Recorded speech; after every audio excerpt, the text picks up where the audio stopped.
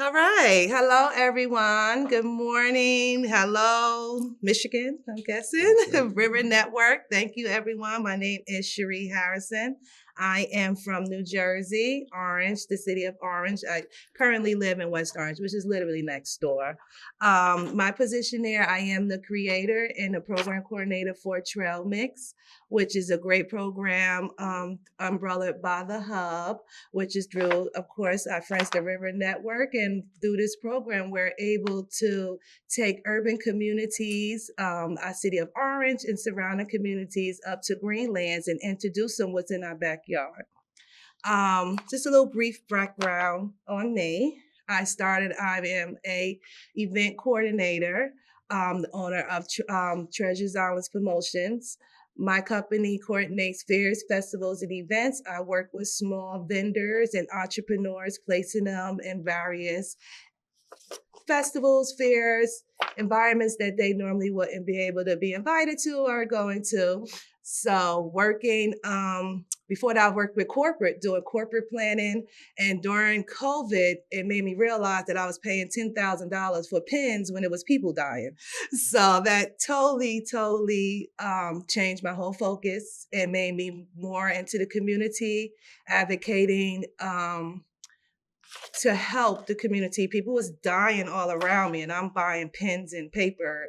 So I quit my job actually, and I went out and I started advocating for COVID in the Black and Brown urban communities, bringing our friends without addresses and making them aware of COVID and getting them tested, getting them vaccinated. So from there, it just took off from me just wanting to be the biggest advocate I could to help. So I'm Mike Brick, fifth generation New Jerseyite from Eastern Europe family, and I have Jersey embedded in my blood. mhm.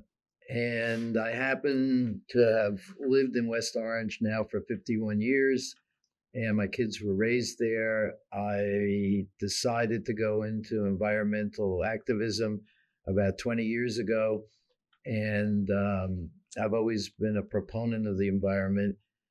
And I got involved with the Downtown Alliance, which is a revival of our industrial downtown section. Sheree and I worked together for many years on the Downtown Alliance and got to be friendly. And she came to me last year and said, I'm working with the Hub in Orange, which is the next town. We're the Oranges. Mm-hmm. You got four of them: South Orange, East Orange, West Orange, and Orange. So, named after the House of Orange in Holland by early English settlers. Walking encyclopedia, I promise Anyway, you. so she said, "Can you take us on a little hike in the reservation?" Now, our South Mountain Reservation, it's not an Indian reservation, is a preserve, and it was When I was able to get the opportunity for Trail Mix, it was beautiful because I'm adventurous. I love going hiking. I love being out in the woods. And a lot of my friends like, you're crazy. And it's like, no, it's fun. So with Daniel Joseph, which was my director of the Hub at the time, and my good friend Mike Brick, we was able to bring my friends out into the community. And when I see how my friends loved it, I'm like, wait a minute, maybe we need to get everybody out here to show them how this goes. So from there is how Trail Mix was grown. All it started stemmed through COVID, and I will continue saying that. I took my family because we're locked in the house together, driving each other crazy, and we all took a hike up there one day, and they were so blown away. It's a waterfall up there. It's beautiful rivers.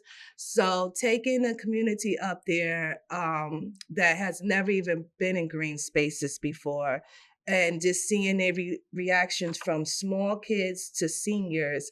And that's what I love the Trail Mix program. We can design it to go from infants, because we have what's called a fairy trail, which is cute little houses along a trail that's like old, go back, 50, 60 years sure. to fairy trail. And the kids get to look at them. And then you have the beautiful rivers, the sound. So bringing the urban communities up there that's never experienced this and seeing their reaction from grown men, like, oh my God, like you think they was in a candy store somewhere, just so exciting. So it really is. So this grant to me is different, as I stated before, because it could gear towards anyone. A lot of the grants I work with is all geared to a Pacific area, Pacific race, Pacific age, gender, but this one is for everyone. And this one is free. It's not, you don't have to pay to go. It's something that you can teach each other about. It's something that you can just go and just breathe and be relaxed in. So, and then with our city and the surrounding communities, is nothing but buildings going up. So now we're being trapped in, the sun is gone, the backyards and houses is gone. So we have the kids is given this one little patch of grass with a fake little climbing thing on it. And so to be able to bring them out of that environment and know that we still do have green space around us to utilize is what's rewarding for me. And then to get the urban community, you know, a lot of people I speak with, it's like, why would you hike, or why would you? And then when they actually do, it's like, oh, this is not that bad. That's like, no, and you burn calories too. So that's another plus, is exercising. So last year was more of us introducing everyone into our area. So this year is more of teaching now, teaching what goes on. We have live water wells up there, teaching kids when they go up there, like, this is exactly where your water is coming from. And that impresses them. Like, are you kidding me? That place. And it's like, it impressed me when Mike first took me up there. So it's like, even to the adults, it impresses them. So it's like, it brings someone up there and gets them into a whole kid feeling. Like, even if your kid is a senior, right now we have hikes. When I get home Friday, I'm preparing for a hike on Saturday. So we have hikes not only with community organizations, we have them with summer camps, we have them with senior buildings geared together. So now we have Mike teaching what it is, teaching the trees that's up there, teaching the rivers where it comes from. We're connecting it to our brooks in our city. So everyone knows, like, oh, so this brook leads to that brook. So it's all becoming a connection. So that's what the second year is bringing us to, like, and that's what I want to teach to the community, that you don't have to go and take a plane somewhere, a train. You can go for a walk, a hike, a skip right up the street. So that is my purpose of Trail Mix. I was a Boy Scout. I camped in it. I hiked in it. I slept in it. And I traveled the Passaic River on a raft like Huck Finn. And what we want to do is expose people. And the museum across the street says, be curious. Yes, we love that. I really loved that mantra. Yeah. Because if we can expose people to, you don't know what you don't know. But if you kind of explain it in a easy way for them to understand, and people absorb more when they walk and talk than if they just sit in the classroom. Yes. So what I try to do is this running commentary, and I ask questions and try to engage all the ages. And it goes from, tell me what you're looking at. Well, I see trees. Tell me what you're looking at. I see rocks. Tell me, what do you know about this river? You know, why is it here? What about this reservoir? This one's a well. This is where your water comes from. The interest, you can't understand what they're perceiving from their eye point. But when we had a roundtable discussion with the River Network, and we invited people in,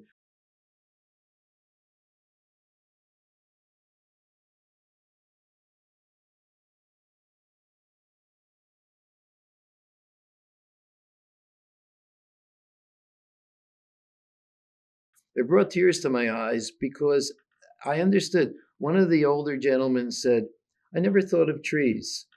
Every tree is the same. He said, I went on this walk and you explained the tulip trees, the oak trees, the maple trees, the hickory trees, what they were for, how they grow, why all the beech trees grow together. Yes. And then I'm walking around like, you know, that's a beech tree, right? That's right. And I love that, because I'm the opposite. I grew up in a city. My mom was scared to send me to Girl Scout, and I didn't be able to go we went to and mind you, I lived literally all my life, maybe about 20 minutes from a reservation. We probably went once in a while through my life for a family reunion. but I didn't know what it was, and we was sheltered. We was city kids. We played on sidewalks. We rode skates and did jump rope. So to be able to take my kids and have my son love canoeing, have my son sending me pictures of him rock climbing, and it's just like I'm truly, truly and blessed and honored to be able to give my kids the foundation to know that there is a huge world out there, and it is in our backyard, some of it, and you're able to grasp it. So, like I said, when I hear when Mike tells me the stories of his childhood, how they was always doing this and always hiking, always I'm like, wow, I could imagine. I could remember wanting to do Girl Scout, and I couldn't. And now I'm in the process of developing a Girl Scout. They always say what you couldn't do when you're young, you end up doing when you're older. More last year, I was able to get my master garden license. So when I'm walking with Mike and he's showing me the bushes and the trees, and I was so proud of myself yesterday. Well, I'm like, Mike, these is mint. This is some type of mint right That's here, right. grew it. And he's like, you're right. So little stuff like that within a year of being with Mike. And I know if I'm learning, I can imagine what we're teaching the community. I can imagine how we're affected, because I'm truly affected and I'm learning, I'm growing. And I have so many people inboxing me an email like, when's the next hike? I gotta go. Such and such told me there's a waterfall and I never seen it. So that's what like twiddles me and get me all excited and stuff. So I'm honored. I am grateful for the opportunity, not only for myself, but for my community, for the community and the generation that's going to be lost with all our buildings. And I'm hoping with this opportunity, I can let them know, even though they building this cement around us, it's green land around the corner, down the street, a hop and a jump away, that you can be able to enjoy and just get that fresh air from. And listening to a lot of the stories, it's like, oh my God, people was really impacted. And then it made me realize that you are too, because you are giving them the opportunity, even though people is doing great stuff here. I would tell you that, guys, like great stuff. But I am too. We are. She's inspiring because I'm seeing through her you're eyes. Inspiring. Yeah. Well, but I see through her eyes the difference that it's making with my neighboring town and people. So as we go, we're going to wrap this up. But as we stated, that this was an opportunity. It was an opportunity for me to learn. And I love learning. As you see, if you see how excited I am, I'm always excited though. So I guess we could. But I'm honored. And that's the only thing I could say, to be able to bring this to my community, to be able to Mike to be able to share this with me and to be able to grow and teach me, because without him, it's like you my yang to my yang, right? So with this opportunity, I'm glad that I'm able to give that to the communities, not only to my communities, but the surrounding communities around me. And again, I thank everyone that's part of it and that's having me here to do this. Yeah, well said.